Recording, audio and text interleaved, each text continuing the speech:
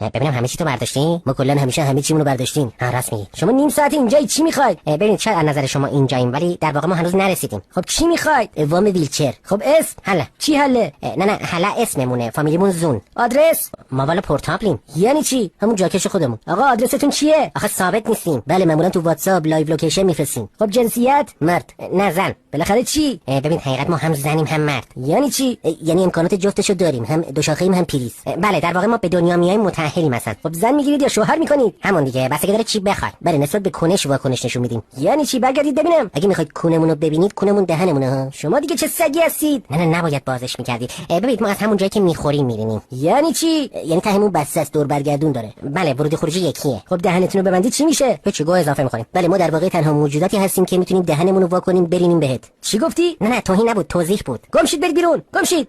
فکرم یه ذره تند رفتیم. ما اصلا نمیتونیم تند بریم. اینم هست. شما که هنوز اینجایید برید دیگه. بابا خدا شاهده ما رفتیم. عجب گیری کردیم ها.